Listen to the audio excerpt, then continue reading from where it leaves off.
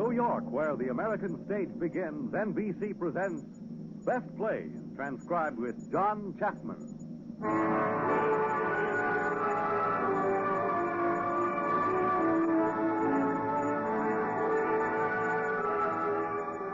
Best Plays, a series of hour-length dramas selected from the outstanding successes of the New York stage.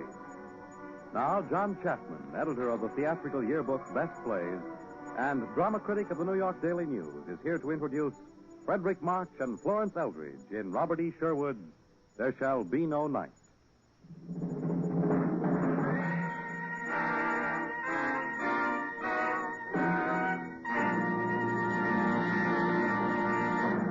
Mr. Chapman. Soon after Russia invaded Finland, Robert E. Sherwood heard a broadcast from Helsinki, a broadcast for help from America. This broadcast aroused Sherwood to anger, to pity, and to a desire to do something. What he did was to write at white heat his Pulitzer Prize-winning There Shall Be No Night. When Alfred Lunt saw the script, he too was aroused, because he had been brought up by a Finnish stepfather. And so it was that one of our great Mr. and Mrs. acting teams, Lunt and Fontanne, began playing There Shall Be No Night in the spring of 1940. This play has lost none of its excitement or pity or anger with the passing years. And to present it to you this evening, we have another of our great Mr. and Mrs. acting teams, Frederick March and Florence Eldridge, as that fine and gentle Finnish couple, Dr. and Mrs. Valkonen.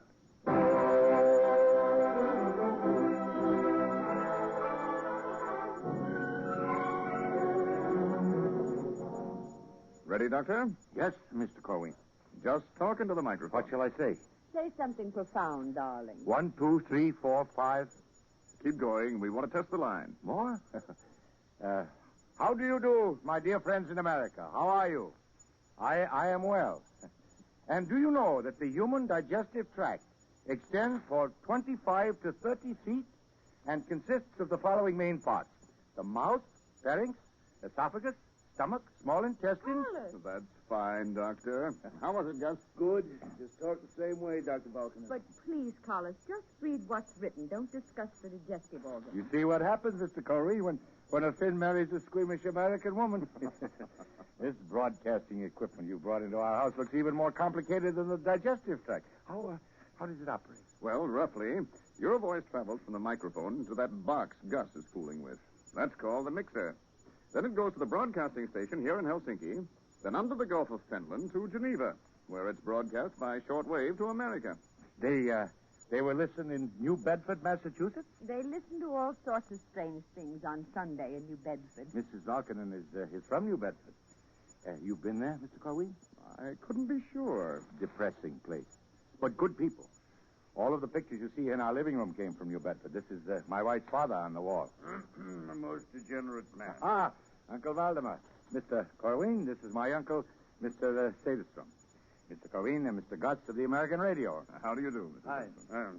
If you'd like some music, Uncle Valdemar can play the piano. He's very good, a very great musician. Well, thank you, Mrs. Valkonen, but I think we can manage without it. Look, Uncle, look. My voice goes in here, and then it gets mixed. And then it goes all over America. Even Minnesota, Mr. Corwin? Oh, yes. Frightening.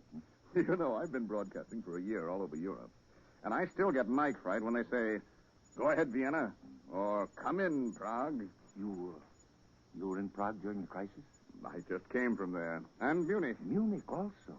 You know, when we read in the papers, we couldn't believe it. I believed it. I lived in Germany. I studied music there. Carlos, it's almost time. You'd better read over your speech. Oh, yes, thank you. Hey, excuse me, please. Yes.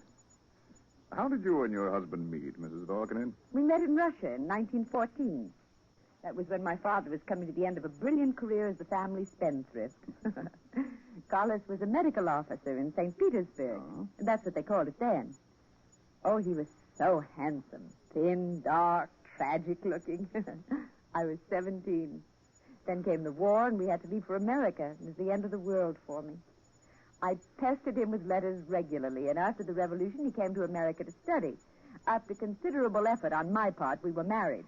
Then he brought her back here to Finland, and we all said, "Is she rich?" And he said, "No, So we said, you're a fool. Oh, no. But Uncle Valdemar's forgiven me since. I was lucky enough to present him with a grandnephew. Oh, I'd like to meet your son. How old is he? 17. Well, if you'll forgive me, you don't look it. Oh, thank you. Eric's on holiday working, but we expect him any moment now. They spend all their holidays in this country working. You've never seen people with so much energy. I suppose your son is completely a Finn. He hasn't quite made up his mind. But now that he has a girlfriend, she'll probably make it up for him. He's a good Finn. Oh, my rheumatism. Oh, haven't those treatments done you any good? No. Well, we're going to Italy soon for a holiday, and we'll take you. That should make you well. Holidays. I know what those holidays are like. All Carlo does is visit lunatic asylums. My husband considers the study of neurology pleasure as well as work. We're getting Geneva. It's almost time, Dave. Okay, guys. Ready, Doctor? Oh, yes. Oh, this is the most dull speech. I hate to read. Hello, Charlie. This is Gus. No, it's beautiful up here. Hey, there can't possibly be another crisis this year. No kidding. Okay, yeah, I've got a time check. 43 Wolf. Okay, stand by. Okay, Dave. Get ready. This is station WEAS, New York. We take you now for a special broadcast to the Finnish capital of Helsinki and NBC correspondent David Corwin. Go ahead, Helsinki. Hello, America. This is David Corwin in Helsinki.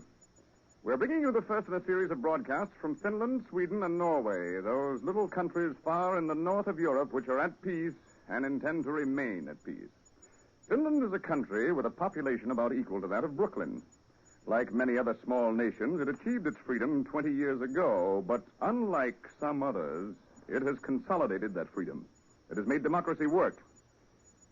I am now speaking from the home of Dr. Carlo Volkanen, the eminent neurologist who has received high honors from many nations and who has just been awarded the Nobel Prize for Medicine for his contribution to the understanding of mental disease. And many of you have read his book, The Defense of Man, and he is known to many others as he has lived much in America. And Mrs. Volkanen is a native of New Bedford, Massachusetts. I give you Dr. Volkanen. Never heard so much introduction. Dr. Volkanen? To tell the truth, I think the Nobel Prize was premature since I did not yet finish the work. But still, I'm glad to have the prize because the money will enable us to go on a holiday. Now I will read. Dr. Carell has said, for the first time in history, a crumbling civilization is capable of discerning the causes of its decay. For the first time, it has the gigantic strength of science. And he asks, will we use this power? This question is more important than the possible results of the Munich crisis. It is no doubt known to you that insanity is increasing at an alarming rate. Indeed, the day is in sight when the few remaining sane people will be put into confinement and the lunatics will be at large. Does this seem an exaggeration? Then look about you. You see the spectacle of a brilliant nation where the spiritual resistance of its people has been so lowered that they are willing to discard all moral sense, all principles of justice and civilization. It is all very well to say free men will triumph over slaves. But how long can free men possess the spiritual strength that enables them to be free? That is a problem science has not solved. True, in the fight against disease, we've been remarkably successful. Tuberculosis, typhoid, the number of fatalities is being steadily reduced. But then look at the degenerative diseases, insanity, the degeneration of the mind, and cancer, the degeneration of the tissues. These are the diseases which are going up in almost the same proportion as the others are going down. Degeneration. That is the most terrifying word in our vocabulary. Doctors are beginning to ask, is there not a suspicious connection between our victories and our defeats? Are we perhaps saving our children from measles and mumps that they may grow up to be neurotics and end their days in a madhouse? We have counted too heavily on pills and serums, just as we have counted too heavily upon concrete fortifications and navies to protect our frontiers. What good are these if man lacks the power of resistance within himself? I'm not pleading for a return to measles and mumps. I'm only saying that all of us have been trying too hard to find the easy way out. There is no coming to consciousness without pain, says Dr. Jung. You've heard it said that the days of exploration are over, but I promise you that the greatest of all adventures is still before us. The exploration of man himself, his mind, his spirit. Know thyself, said the oracle. Can we learn before it is too late? Before the process of man's degeneration has been completed, and he is again a witless ape, groping his way back into the jungle? Oh, but why should I go on reading and spoiling your Sunday? I want to send greetings to New Bedford, Massachusetts. And to them and to all my friends in America, I say thank you and God bless you and goodbye. Thank you, Dr. Carlo Volkanen. This is David Corwin in Helsinki, returning you now to NBC in New York. Okay, everybody. Ooh, hey, That's all, was it? never will I speak into one of those evil things again. Darling, you were wonderful, wasn't he, Uncle Valdemar? If they'll listen to that, they'll listen to anything. Oh, no. Very good, Doctor. You really think so? Came through fine. I liked it myself. I'm going to get your book. Well, thank you. I'll pack up. Right, Gus. Hey, what a charming man, that Mr. Gus. You know, the other day in Munich, when I got word to come up here, I tried to buy your book. Huh? The bookseller assured me solemnly that there could be no such book. If my books weren't forbidden in Germany, Mr. Corwin, I'd be ashamed of myself. Anybody home? Eric, Miranda, Eric's home. And Patsy, hello, my dear. Hello, Doctor. Look, I brought this from Viipuri. Viipuri in the Rinkelia. I'll have it in my coffee. Mr. Corwin, this is our son, Eric. And Katsi Alquist. How do you do? You missed it. I was wonderful on the radio. I tried to get back, Papa, but we had work to finish. You see, Mr. Corwin, I'm an object of contempt to my 17-year-old. While I talk, he's a man of action. He's been working on the Mannerheim line. Oh, I seem to have heard of it. It's on the isthmus, on the Russian frontier. Our own little Maginot. You don't say. I tell him it's silly, but he won't listen. These little concrete pillboxes and tank Well, caps. what's the difference as long as they enjoy doing the work? Oh, I suppose it's good exercise. Hundreds of students do it. Katri here also goes and works. They have a lot of fun, maybe a little romance in the evenings, eh, Katri? In the evening, we have discussions, mostly. Well, right now we'll have a drink. I made some Parker House punch just to celebrate Papa's broadcast. The Parker House bar was the first place my father headed for after they read the family will. I may not be able to do much else, but I can make the best rum punch in Europe. If you're here on New Year's Day, you must join us, Mr. Corwin. And Mr. Gus, too. Oh, I'm sure we won't forget. How about a toast? Oh, let me. To the late Alfred Nobel. The Dynamite King. I don't care where the money came from, Eric. $40,000 to Alfred Nobel. What are you studying in school, Eric? Economics and sociology. Yeah, and skiing. He can't make up his mind whether he wants to be another Karl Marx or an Olympic champion. Oh. Have you been much in the Soviet Union? Oh, yes. We lived there when Father was working with Pavlov. And you really believe they might invade Finland? We have to be prepared. I admit the Nazis have been highly successful in terrifying people of the Bolshevik menace, but all the times I've been in Moscow, I've never seen anything but a passionate desire to be let alone in peace. Oh, Uncle Valdemar, must you play now we're talking? I'll play softly. See, I know the Russians, too, Mr. Corwin. They love to plot, but they don't love to fight. They're like the Italians. They're too charming. They don't know how to hate. Oh, I'll answer it. What's that you're playing, Mr. Sedistrom? Sibelius? Look who's come to visit Carlo. Well, Dr. Simpson. How do you do, everyone? Oh, don't let me interrupt you. Nonsense. This is Mr. Corwin of the American Radio. Oh, I've heard a good deal of you. Dr. Simpson is the German consul general in Helsinki. He knows about everybody. My hobby. Only this minute I talked to Berlin on the phone here, Doctor. They said your broadcast came through excellently and was highly entertaining. It was broadcast in Germany, Mr. Simpson? Unfortunately not. But it was heard on the government shortwave monitor. I seem to remember I said some things that were not for your government to hear. We are accustomed to hear the worst about ourselves here, Doctor. We always hear Mr. Corwin here. Well, you mustn't be frightened by Dr. Simpson. He was an anthropologist before he became a diplomat. He's most broad-minded. Coffee, Dr. Simpson? Oh, thank you, Eric. Is The work getting on well at the Mannerheim? It seems to be. I see only a small part of it. The Finnish defenses are magnificent. No one will challenge them. The Czechs had fine defenses, too. But the Finns are more intelligent. They have no allies to betray them. How do you feel about that, Mr. Corwin? I'm afraid I have no feelings, Doctor. I've been de-educated. I've covered Manchukuo, Ethiopia, Spain, China, Austria, Czechoslovakia. All I can say now is that when Dr. Valkyrin says the human race is in danger of going insane, he is not so much a prophet of future doom as a reporter of current fact. Well, I seem to be sounding off the Parker House punch, no doubt. Have some more. Well, I'm afraid I have to be pushing off. Gus? All ready, Dave. Now, do come back for New Year's. I'll try. Good. Goodbye, Miss Alquist. Goodbye. Eric. Oh, come back soon. Doctor. I'll see you two gentlemen to the door. Excuse me, please. What a nice man. Do you like him, Eric? Well, I would like to travel all over like that. I wouldn't like it. It makes you bitter. No. A journalist like Mr. Corwin has an opportunity to see the truth. Of course, maybe the ultimate truth is the ultimate futility. Oh, dear. You know, Eric, you really should have a beard, even at 17. Play something gay, Uncle Valdemar.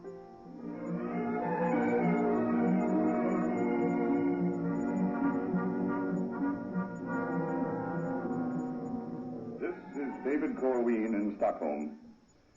The November skies are gray over little Finland this week. Tonight, many Finnish eyes look toward the skies. The situation with the Soviet Union has reached the breaking point, and it may only be a matter of hours before the diplomatic war erupts into a shooting war. Oh, Why did you turn it off, Eric? I don't like to listen to such things. It's true, though. Only a moment ago you were watching out the window. I was looking at the stars. There are no stars. You were watching for bombers. No, Katri, there are no bombers coming here. That's what they said in Poland, but they came. They were Nazi bombers. The Russians went into Poland, too. Oh, yes, it cost them nothing. The Nazis had done the work. But they know if they attack us, it would mean a betrayal. The suffering would be insignificant compared to the murder of their own honor. I don't believe they had any honor. For two people who are going to be married, we disagree too much.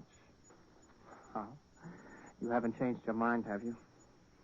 No. Next summer, when I stop being a student?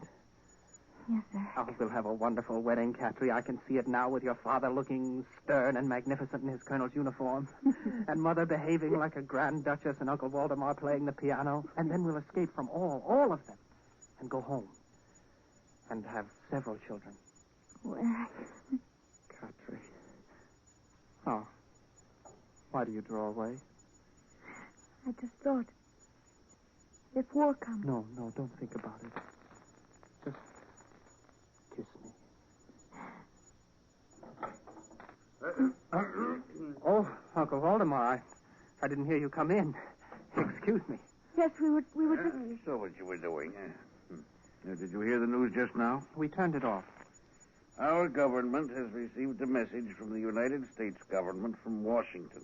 They also sent the same message to Moscow, offering to help settle the Finnish-Soviet dispute. Do you suppose the Russians will listen? Of course they'll listen. Eric says they won't attack. What do you say, Uncle Valdemar? I say they will. My father doesn't agree with you. And what does he know? As much as anyone could. He understands the Russians. He was a friend of Pavlov and Gorky and even Lenin himself. All the gentlemen you mention are dead. And the revolution, that's dead, too. It's embalmed and exposed in a glass coffin in front of the Kremlin. It's respected, but dead. Well, what's this? Oh, just a discussion, Mother. Where's Papa? At the laboratory still. He had about 30 dogs barking and howling around him when I left. What were you discussing? No. Whether the Russians will attack. Mr. Walsh at the American Embassy told me they're ordering all Americans home. He was very guarded in his words, but he seems to think things are rather serious. If they attack, then we'll fight. With what? With whatever we have. And how long do you think that would last? A few days, a few weeks, who knows? And you, Eric, would you fight? Yes, Mother. I would fight. Spoken like a true Boy Scout. Don't be silly, Eric. He is not being silly. If he fights, he'll be dead. Don't listen to her, Eric. Why shouldn't he listen? I'm his mother. You're an American. You don't understand. I understand that Eric is my son. It's his life. What good is his life if it has to be spent in slavery? How could an American understand? No, Catry, of course. Mother can understand. Americans fought for the same thing. For the same reason. Yes, but it's as your father says. When life becomes too easy for people, something changes their character. Something is lost. Americans are too lucky. Mrs. Valkonen, in your blood is the water of those oceans that have made you safe. Don't try to persuade Eric that life here should be as easy as it is in America. He's a Finn. The time has come when he must behave like one, please. Oh, Catry. Dearest. Catry. Eric calls you dearest. Are you in love with each other? Yes, Mother. We're going to be married. Oh, I'm glad, very glad. I started to speak to you as children just now, and I find you're grown up. Miranda, you know that litter of puppies? Out of 31, 7 are definitely... What's the matter? Carlo. What is it? Tell me. Carlo, Eric and Catry are going to be married. No. Yes, Father. Well, now, you see, ever since he was a baby, I've been training him to be a gentleman of taste and discrimination. I congratulate you. It's almost unbelievable. We must have some schnapps and a big supper to celebrate. Well, I'm afraid it will have to wait, Carlo. We're all going to church first. To church? At night? Are you mad? There's going to be a great service. The president and everybody will be there. What for?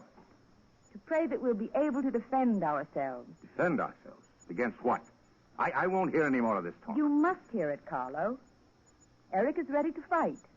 I can fight as well as anyone. Is that what people go to church to pray for? Ability to imitate our enemies in a display of force? Is that intelligent thinking? Father, this is no time for intelligent thinking. When your enemies use force, you can't throw books at them. No time for intelligent thinking. So this is the climax of the century of scientific miracles. This is what they worked for. Pasteur, Koch, Ehrlich, Lister.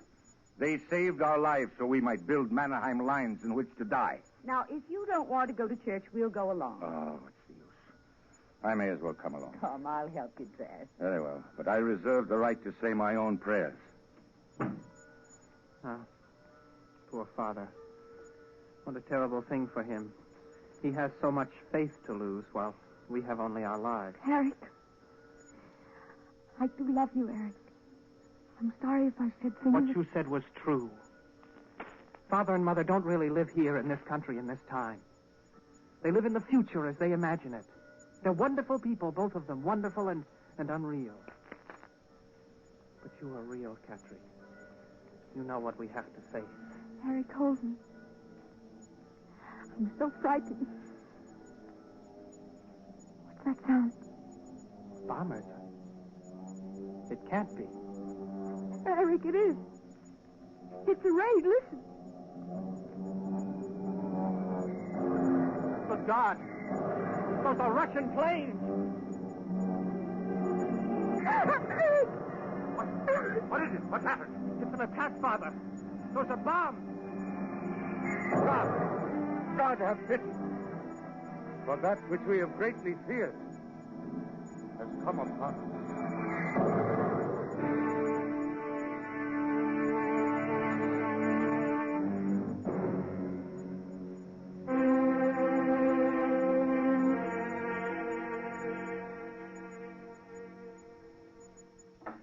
Miranda, is Carlo with you? No, I left him at the hospital. Is Eric home? Upstairs packing. Packing? Joining the ski troops. He has to leave this afternoon. It's no use to try and stop him, Miranda. No, I won't try. Is Catry here? Not yet. She's helping in the square where the bombs fell. Was it very bad? Well, not as bad as expected. About 30 people killed. Alfred, the policeman, told me. You see, it wasn't so bad after all. It never is. Oh, Miranda, you don't know. You don't know. You're a pessimist. Pessimist? Last year, when I was in Germany, I saw the Nazis. And I saw men marching, day and night. Today, Germany, tomorrow, the world. They didn't even know where they were marching to, and what's worse, they didn't care. Just to march was enough. I remember I was with one of my friends, an old musician, looking from the window of his house. Across the street, a truckload of young Nazis were wrecking the home of a Jewish dentist. I remember he whispered to me. They say they're doing that to fight Bolshevism. It's a lie. They are Bolshevism. They can't win. Can we stop them? You're a good Christian. You must believe they can't win. I can also believe in the coming of Antichrist. And Satan shall be loosed out of his prison and shall go forth to deceive the nations. Hello, anybody home? In here, caller. Well, see who I brought home with me. Mr. Corwin. He came back to Helsinki. Hello, Mrs. Volkanen. Oh, Mr. Sederstrom. I was on my way to see you and met your husband on the bus. Oh, how nice to see you. Will you stay now? As long as there's a war. The real reason I came here is that I was talking to Jim Walsh at the American legation. He asked me to beg you both to leave Finland. He can get passage for you to Sweden by plane. And did you hear that? It's very nice of Mr. Walsh, but unfortunately I am needed here for a while. A great shortage of doctors. I might be needed at the front.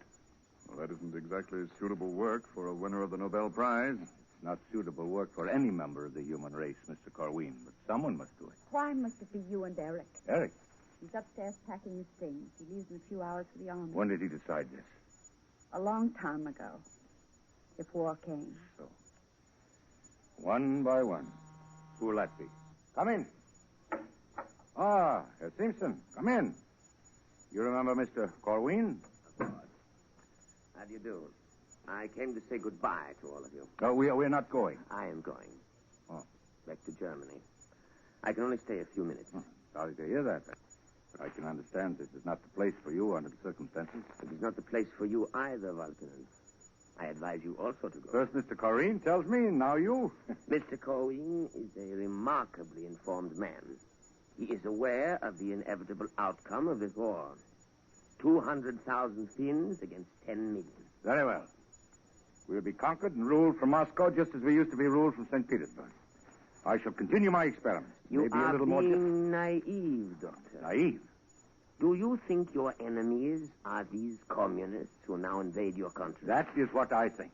The Russians think so, too, but they are wrong. We are your enemies, Doctor. You speak with undiplomatic frankness. Dr. Volkanen is a scientist accustomed to facts. What is going to happen to Finland, Doctor? What happened to Poland? It is dead. It will never rise again. Today, the remnants of the Polish people are scattered from the Rhine to the Pacific coast of Siberia. This is a studied technique, a process of annihilation. It was not invented in Moscow. You will find the blueprints of it not in Das Kapital, but in Mein Kampf. You are a scientist. Do you approve of this technique? Naturally, I regret the necessity, but I admit the necessity. It is necessary in constructing our great state that inferior races be considered as slaves. As a scientist, how can you establish proof that these races are inferior? You know it's a lie. Of course it is a lie biologically. But we prove it by the simple expedient of asserting our superiority. If you resist, you will die. Where can one go to escape? I assure you, the United States is secure for the present. Well, Doctor, I appreciate your motives in warning me. I understand all you say is confidential. Oh, no. If it were confidential, I would not say it in front of Mr. Corwin. You may repeat it all. You will not be believed. The proof of our superiority is that our objectives are so vast that pygmy-minded enemies simply have not the capacity to believe them. I advise you to believe me, Dr. Volkanen, and to make haste. I say goodbye, Herr Doctor. I hope we part friends. Frau Volkanen, Mr. Corwin, my compliments. I'll see you to the door. Mr. Corwin. Yes? You're going back to the American legation? Yes. Please do for me a favor. Tell your Mr. Walsh that Mrs. Volkanen would like to go on the airplane to Sweden. Ask him to arrange passage at once. But does your wife know about I'll it? explain to her later. Shh, please. She's coming back. There's something about Beastman I don't like. Well, I guess I'll be going. It's nice seeing all of you again. You'll take care of our little matter. Yes. Goodbye, all. Now, don't bother. I'll find my way. What is this little matter between you and Mr. Corwin? There's nothing at all. Carlo, I know you too well for that. Very well. I may as well tell you now. I want you to go home to America. It's all arranged. What? What about you? Naturally, I will stay. Afterward, I'll come to America for you. Suppose you're killed. I am a doctor. A bombing plane can't tell an ordinary person from a Nobel Prize winner. Don't argue, Miranda. You must go. Why? Why, Carlo? Why? Because this is a war for Finnish people. Every one of us knows what he must do. You, what? Why? What are you trained to do but wear lovely clothes and be a charming hostess? This is not your country. It's not your war. Now go. This is the country of my husband and my son. Eric will understand. He has American blood. So his American blood will tell him it's perfectly all right for me to run away. I didn't know you thought so little of me, Carlo. Miranda, please don't put words in my mouth. Then say what you mean, Carlo. Say it. Very well. I cannot drive you to safety with lies. You know me too well. The truth is, we've been living in a dream. And now I wake up and I'm frightened. I shouldn't even talk to you like this. You should never be afraid to say anything to me, darling. Suddenly realize what and where I am. I'm a man working in the apparent security of a laboratory. I'm trying to defeat insanity, degeneration of the human race. And then a band of pyromaniacs sets fire to the building in which I work. What can I do? Until the fire is put out, I cannot continue to work. There can be no peace of mind, no freedom from fear. Nobody is immune, not even a scientist in his laboratory. Darling, I can stand this ordeal if I know you are safe, that you are beyond their reach. I love you, and that's the only thing left in my world which is real. I love you. If you love me, Carlo, then this is where I want to be, with you. Mother, Papa, excuse me for interrupting. I have to leave now. We're due at the station at 5, and I want to see Catry before I go. Of course. To think I should see my son in a uniform. You're going to the north? I'm joining a ski detachment. I take it you know what you're doing, what chance you have against what you face? Yes, Father. I think I know about that. Very well, Eric. There's nothing for us to do then but say goodbye. You're not angry at me for enlisting without telling me? No. I'm not angry. And good luck, son. Goodbye, Mother. Goodbye, Eric. Goodbye, my son. Before I go, I want you both to know that I'm sorry. I know this is worse for you than for me or Catry. If it's any consolation to you, I hope you'll remember you have a son who at least obeys the fourth commandment. I honor my father and my mother.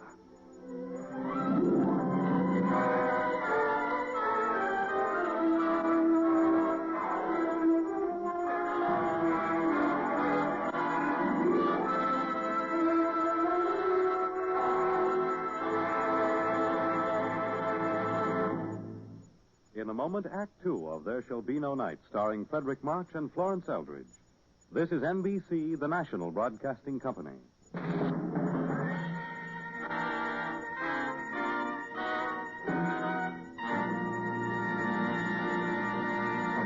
Now, Act Two of the Best Plays production of There Shall Be No Night by Robert E. Sherwood, starring Frederick March and Florence Eldridge.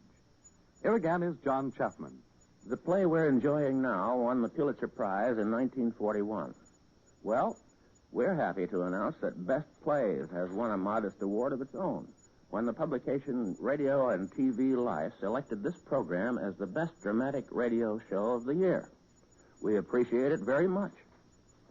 Now, let's return to New Year's Day, 1940, and the Helsinki home of Dr. Valkonen.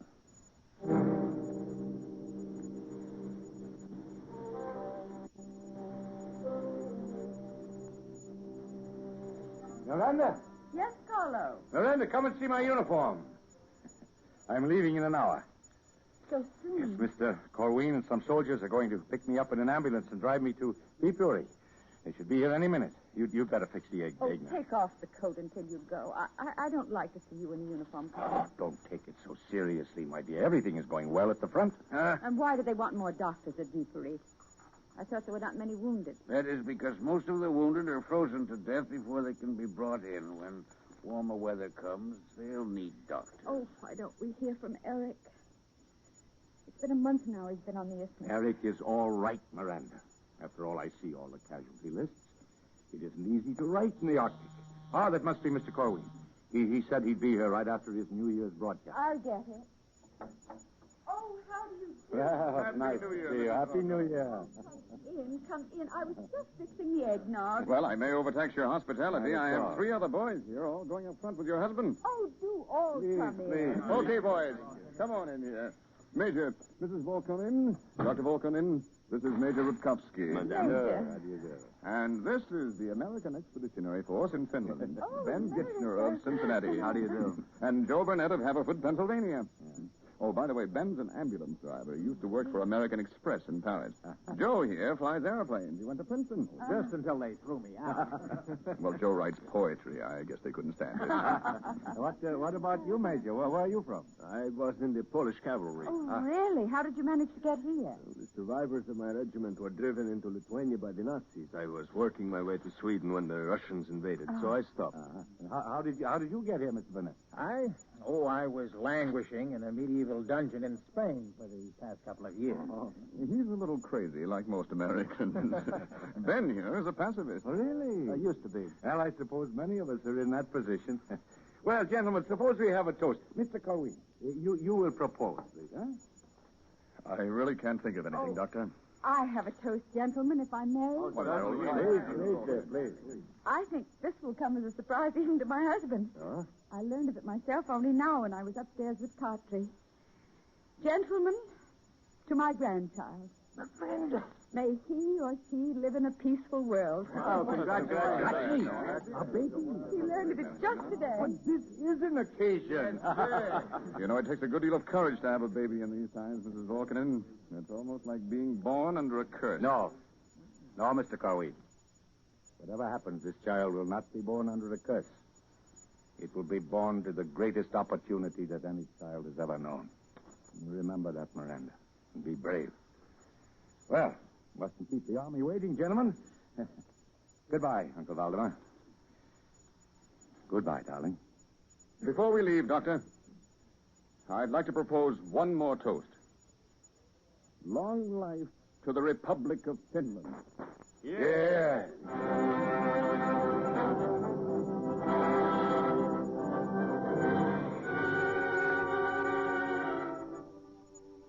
Stand by, Dave. Okay, Gus. This is David Corwin in Helsinki. Last night, January 6th, 1940, the Russians, in a determined attempt to surround the Finnish army on the Karelian Isthmus, began making determined attacks along Viipuri Bay. The Mannerheim line has been totally shattered. The bombardment has reached 300,000 shells per day. And looking at the ruination of Viipuri this morning, I could not help but think of H.G. Wells' awful prophecy in Things to Come. Here was the collapse of Western civilization, the beginning of the age of frustration. I return you now to New York. Was my level okay, Gus? Well, we're lucky if they hurt us at all with all the interference flying around. Guess they're in a pretty rough spot up there in Viipuri, huh? Yeah, it's pretty bad, Gus. Isn't that where Valkonen went to set up a field hospital? I think so. Yeah, Joe'll know more about that. Huh? Tell me, how was the bath, Joe? Like a dream. Hey, you got a drink? On the dresser. Last bottle of scotch in Finland. Help yourself. Thanks. Joe, when are you going back to the front? Oh, when they get that flying fish of mine operating again. Almost fell apart this morning. If they don't hurry up, the war will be over before they get it off the ground. You think so? Well, it won't be long now. Well, how do you know, Joe? Because this morning I... Oh, look, can you keep this confidential? Why, I won't tell a soul, except the AP, UP, and NBC. Well, they sent me out to reconnoiter. I was flying low. All of a sudden, I saw some staff cars. I dived down to give them a burst when I saw that they weren't Russians. They were Nazis. Gave me a kind of a thrill. I really let them have it. I thought it was about time for the Nazis to be taking a hand in this operation. I guess they've had enough stalling and want the Russians to really get on to business. Well, I'd like a few more licks before we close up shop. Hey, you got a clean shirt? In the other room. Garth, fix your office some clean stuff, will you? Right. Come in here, Joe. Sure, thanks. Oh, look at that. Come in. Hello, Dave. Am I disturbing you? Why, Miranda, come in. Not at all. I heard about Eric being wounded. I haven't been able to get to the hospital yet, but I'm... You needn't go, Dave. Eric died this morning. Oh, I'm terribly sorry. Would you... Is there anything I can do? That's why I came. You met Cotty Alquist. Well, yes, we'd like a toast. Well, Cotty and Eric were married this morning in the hospital before he died. Oh, I didn't realize... War makes for strange arrangements, Dave. She isn't well, and I've made arrangements to get her to Norway and then to New York. What can I do to help? I need $50 in American money. Why, of course. Will it be enough? Yes. You see, our Finnish money is completely worthless in other countries now. I hope it doesn't inconvenience you. Miranda, I'm very proud that you came to me. Here. Thank you.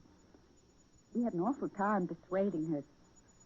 I wish you were going with her. Oh, I wish I could. She'll have a bad time all alone there. Perhaps she'll have a son. And he'll grow up to be a nice, respectable New Englander and go to Harvard and wonder why he has an odd name like Volkanen. Did you... did your husband know about Eric? Well, I sent a letter, but you know how disorganized everything is. Do you know where he is? He was on Beefrey when I last heard. He wrote that things were going badly, and he was trying to organize a field hospital. The other one was bombed out. They're getting closer all the time, aren't they? I'm afraid so. It won't be long now before they reach us. That's why I'm so desperate to get Cartry out of the country. It means one little link with the future. It gives us an illusion of survival. Perhaps it isn't just an illusion. Perhaps not. Well, goodbye, Dave. Goodbye, Miranda.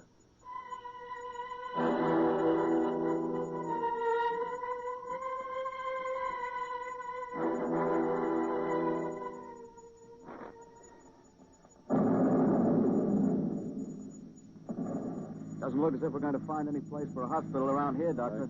Keep going, Ben. Okay. How's the arm, Major Rakowski? Not bad. It'll be all right. This is one heck of a war. I don't even know if this is Russian-occupied territory or not. There's the building. Stop up there. Looks like a schoolhouse. What do you think, Major? You might as well try. I'll scout it. You two wait here. Right. Hello? Anybody there? Lift your hands and come in. Who are you? We're not Russians and we're not armed. Okay. Lower your hands. Well, glad to see you. I'm a bit jumpy these days. Sitting here for 6 hours now. English? Name of Gosden. I don't rightly know what my rank is, but I call myself Sergeant. So are you? Ben Gitchner, American. Medical corps? The doctor and I are. We've got a Polish infantry major in the ambulance with a bad arm. Thought we might hold up here. You're quite welcome. I'll wave your friends to come along in. Right. How'd you get out here? Long story. Wife and 2 children evacuated to Cornwall. Lost my job in a furniture store. Too old for the British Army. Nothing to read in the papers except news of heroic little Finland. So here I am. And when I shall be tomorrow, I really can't say. Go in here, Doctor. This is Sergeant Gosden. Don't bother saluting. Any more men here? Just me, sir. I was with Captain Verty's command, and we got shelled to bits. I stopped here for a rest. This schoolhouse would do well for a field ambulance station. Too exposed. Like Finland, huh? Small, clean, and exposed. Hey, must have left school quickly. You see? Someone was writing on the blackboard. Yeah. You know, Doctor, I've been wanting to ask you a question. Yes, Ben. About your book. There's a lot in it I don't understand, but at the end, it really mixes me up. What is it at the end? Oh, well, listen, got it here. I've been reading it in the ambulance. How long, O Lord, before we shall hear the sound of the 7th angel of the apocalypse? Have you forgotten the promise of St. John? And they shall see his face, and his name shall be on their foreheads, and there shall be no night there, and they need no candle, neither the light of the sun, for the Lord giveth them light. Now, how come you finish your scientific work with a quotation from the Bible? The Jewish mystics who wrote those words somehow knew that man will find the true name of God in his own body, in the mysteries of his own mind. And there shall be no night there. That is the basis of all the work I have done. You can't deny that the light is going out pretty fast everywhere else. No. It is just beginning to burn with a healthy flame. I know this because I've seen it. I've seen it in all kinds of men of all races and all varieties of faith. They are coming to consciousness. Look at the millions of men now under arms and all those afraid that arms may be thrust upon them. Are there any illusions of glory among them? None whatever. Now, isn't that progress? Well, far be it for me to argue, Doctor, but I can't see the difference whether men go to war because of illusions of glory or just the spirit of grim resignation. There is the difference. Illusions, when shattered, leave men hollow. But grim resignation makes a man say, this is an evil job, but I have to do it.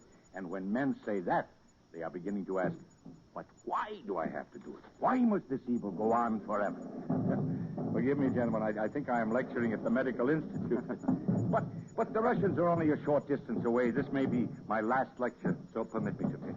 What you hear now, this terrible sound that fills the earth, it is the death rattle. The end of the primordial beast and the ultimate triumph of evolution. When men shall become genuinely human instead of part bogus angel, part brute. What's that? Motorcycle. No. Holy smokes, Doctor, it's Joe Burnett. Hey, Joe, in here! Hello, Ben. Well, Joe. Doctor. Hi. Major. Where did you drop from? Drop is right. I was shot down about an hour ago. Managed to snag this motorcycle and saw your ambulance outside. Since it's the only Buick in Finland, I figured you were in here. How do things look? Bad. They were bringing up everything. How's Helsinki? Well, I was there yesterday. Dr. Volkanen, I don't know how to say it, but I want you to know that you have my sympathy. Sympathy? But why? You don't know about your son? No. He's dead. Yes. He died in the hospital of wounds. When was this? Well, maybe 2 days ago. My wife, is she well? Yes. I'm sorry to have to be the one who tells you. Thank you. I'm sorry you had to undergo this embarrassment. Well, you fellows better get out of here. The Russians are bringing up reserves by the truckload. The Finns are forming to drive them back, or try anyway, about 3 miles up the road. They don't have many men. There are 5 of us here. I'm a non-combatant, Major. So is Dr. Balkan. There's no compulsion if you don't wish to go. Well, I was headed to the airbase at Ranconen, but if they need another infantryman... I think you are much more valuable as a flyer. You'd better keep going to Ranconen. I hate to do it. It's an order. Yes, sir. I'll just join the reserves. I've had my rest now. Doctor? I'll go with you and the sergeant.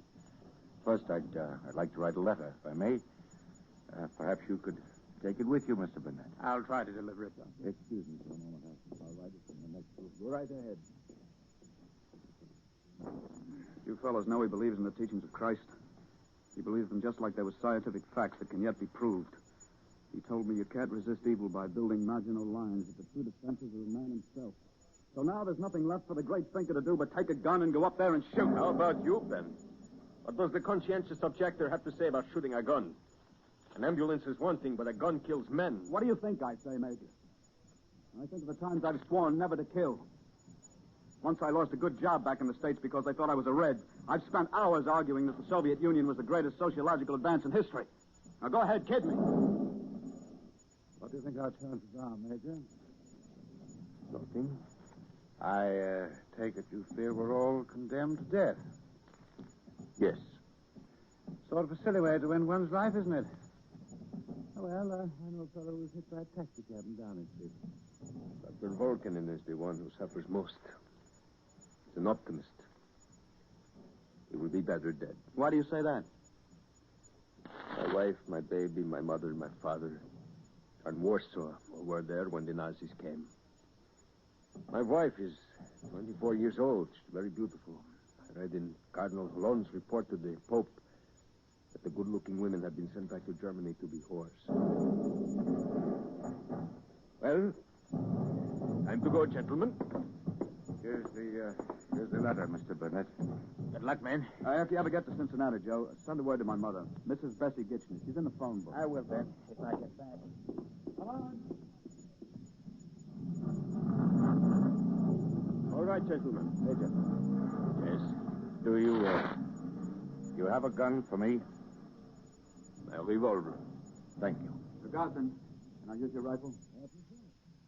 I'm ready. Before we go, yes? I think you'd better take off that Red Cross armband.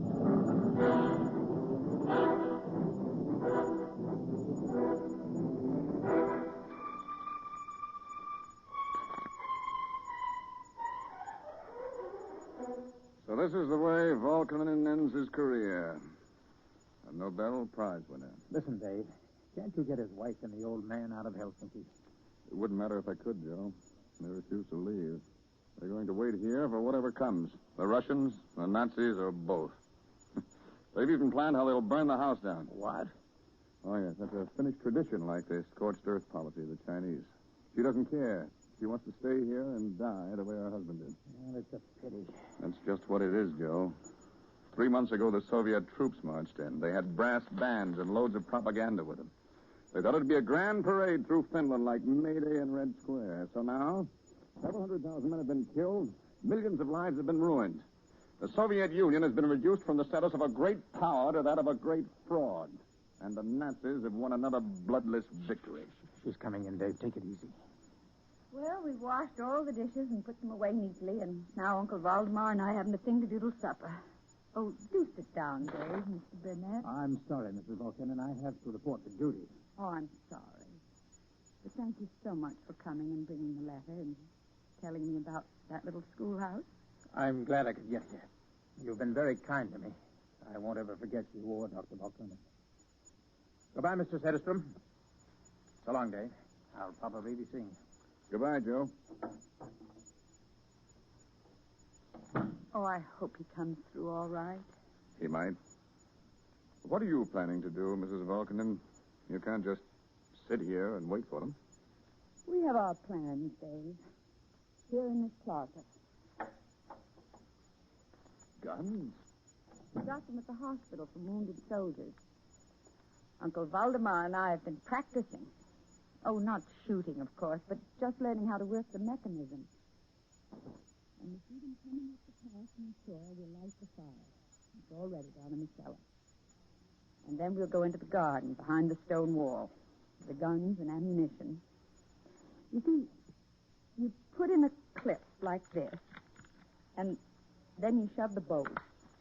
And after each shot, you twist it and pull it back to throw out the empty shell. What do you think of that, Dave? My revolutionary ancestors would be quite proud of me.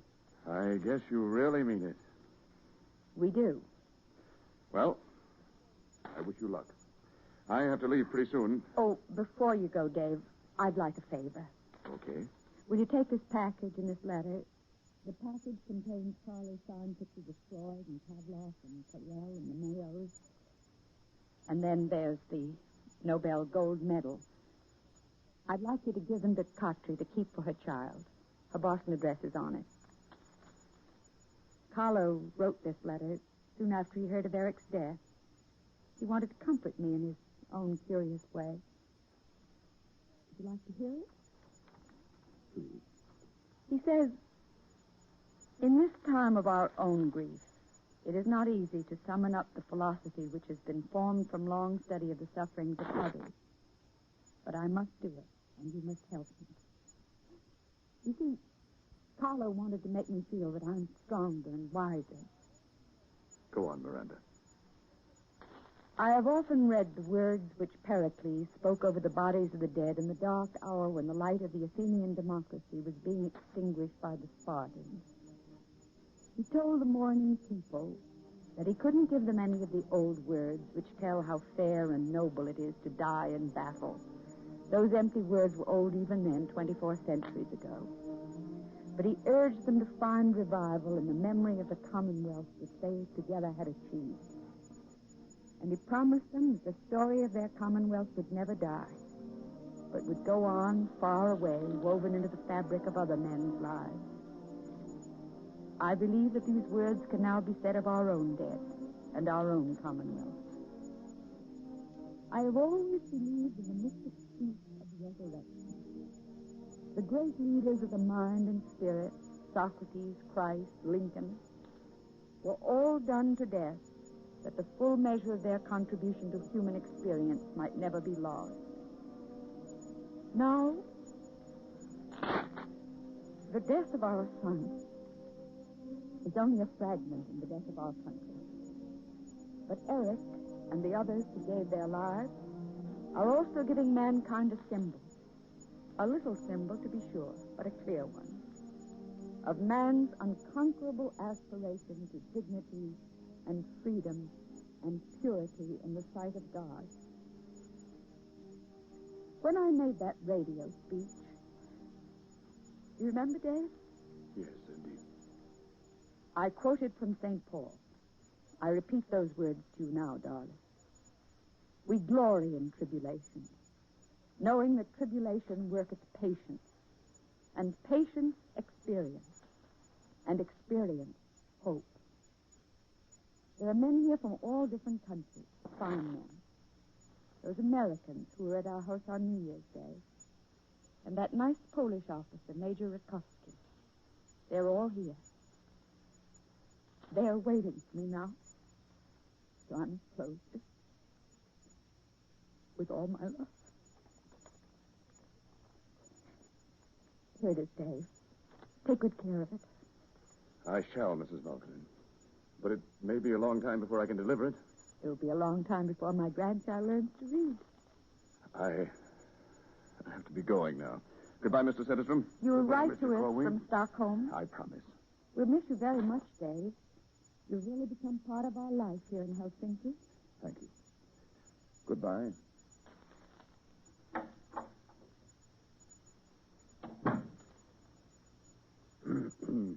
Well, Miranda, we're alone now. Nothing to do but wait. Play some music, Uncle. I'll fix a pot of coffee. You're sure you want to do it this way? Yes, Uncle. I'm sure. Very well.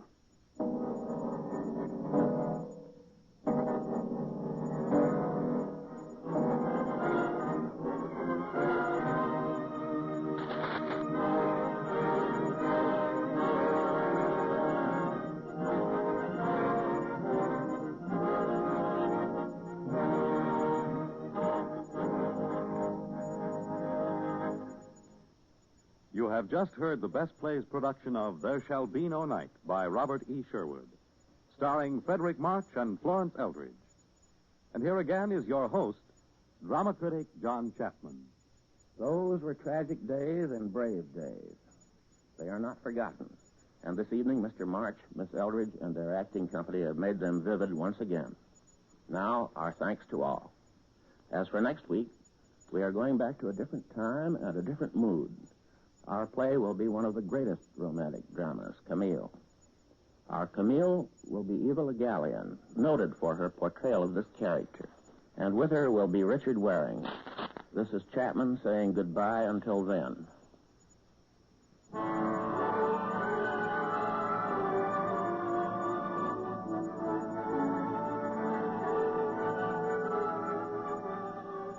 There Shall Be No Night was transcribed and adapted for radio by George Lefferts. Featured in the cast were Robert Carroll as David Corwin, Joan Loring as Katri, William Redfield as Eric, Louis Van Ruten as Uncle Valdemar, Leon Janney as Dr. Ziemsen, William Zuckert as Gus, Bill Lipton as Major Rutkowski, Donald Buca as Joe Burnett, John Sylvester as Ben Gishner, and Ivor Francis as Sergeant Gosden. Best Plays is an NBC production supervised by William Welch and directed by Edward King. Your announcer is Fred Collins.